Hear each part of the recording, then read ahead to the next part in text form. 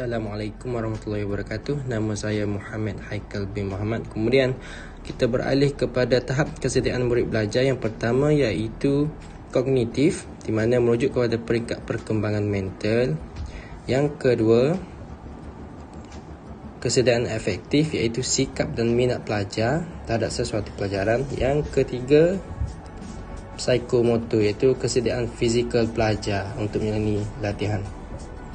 Kemudian kita beralih kepada faktor yang mempengaruhi tahap kesediaan, iaitu terdiri pada dua, iaitu yang pertama faktor pengalaman dan yang kedua iaitu faktor kematangan.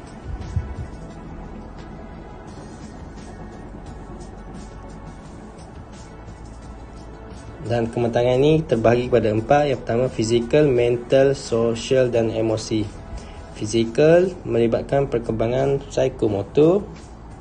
Yang kedua mental, perkembangan dan persediaan minda manusia.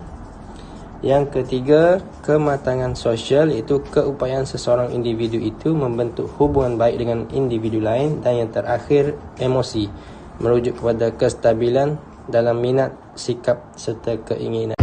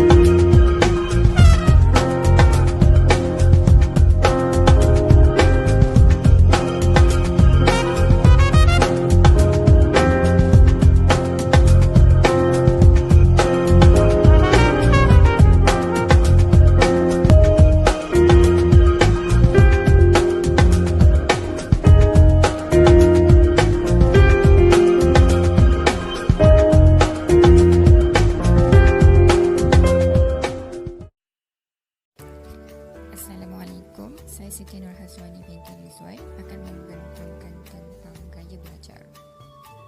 Gaya belajar menurut Peterson merupakan pendekatan pengajaran yang digemari oleh seseorang pelajar, manakala menurut Dan and Dan merupakan cara seseorang individu menumpukan perhatiannya untuk memahami dan mengingati sesuatu maklumat atau kemahiran baru.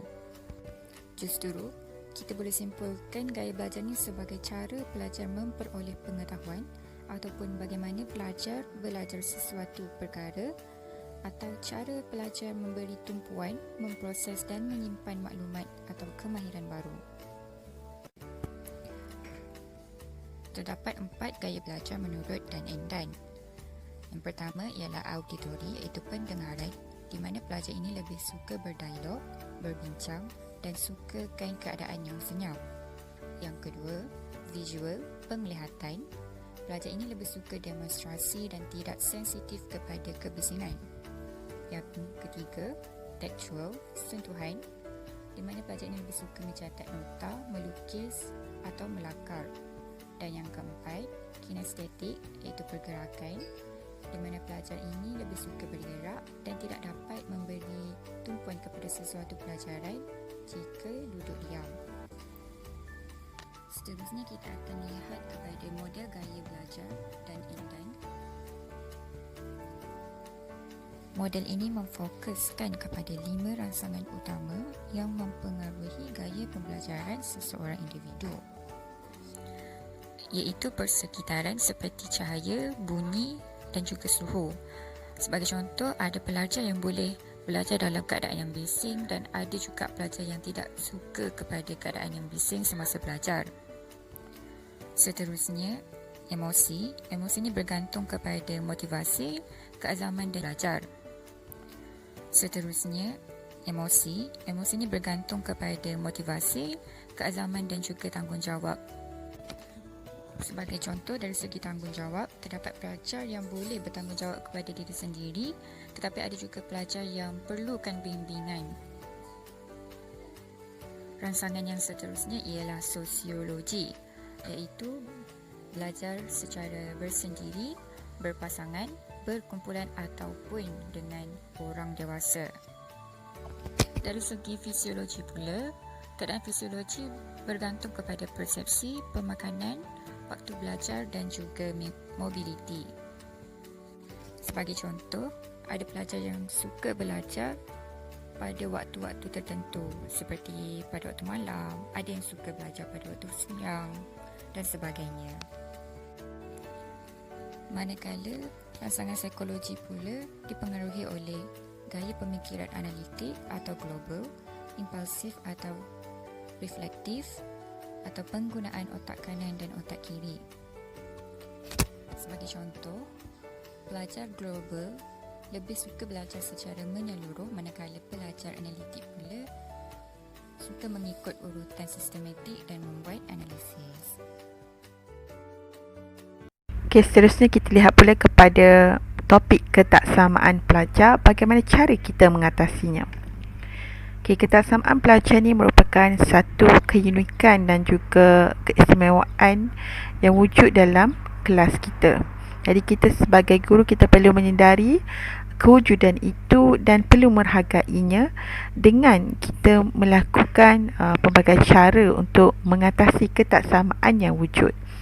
Antaranya yang pertama sekali adalah peneguhan positif dan juga negatif. Maksudkan dengan peneguhan positif adalah dia adalah sebagai satu gancaran yang mendorong individu mengulangi tingkah laku berulang-ulang. Peneguhan positif ialah rangsangan atau peristiwa yang menyebabkan kemajuan dalam pembelajaran ataupun perubahan kelakuan positif. Peneguhan ini lazimnya menggembirakan dan dipanggil sebagai gancaran. Manakala peneguhan negatif pula adalah berfungsi mengelakkan dari tingkah laku yang tidak diingini berulang lagi supaya tingkah laku positif dapat dikuatkan lagi. Sebagaimana yang disebutkan oleh Skinner, tingkah laku boleh diajarkan dan dipelajari melalui satu rangsangan yang sesuai sebaik saja wujudnya tingkah laku operan itu. Cara yang kedua yang kita boleh guna untuk atasi ketaksamaan pelajar adalah dengan cara kita melakukan pengajaran kooperatif. Pengajaran kooperatif adalah kaedah pengajaran yang memerlukan murid dan pelbagai kebolehan bekerjasama dalam kumpulan kecil bagi mencapai satu matlamat yang sama. Cara ketiga adalah kita mempelbagaikan bahan bantu mengajar, yang mana pelbagai bahan bantu mengajar ini dapat mempelbagaikan kegiatan atau pengalaman murid-murid belajar mengikut peringkat atau kebolehannya. Yang keempat adalah bentuk penilaian yang beraneka. Guru perlu mempelbagaikan soalan yang merangkumi soalan konektif, peringkat rendah dan tinggi supaya guru dapat menilai peningkatan dan tahap pemikiran murid. Rumusannya, kita sebagai guru perlulah mempelbagaikan tindakan dan cara pengajaran bagi menyesuaikannya dengan kepelbagaian pelajar agar dapat menghasilkan suasana pengajaran yang kondusif dan baik buat semua pelajar. Sekadar itu sahaja pembentangan daripada kumpulan kami. Saya sudahi dengan Assalamualaikum warahmatullahi taala wabarakatuh.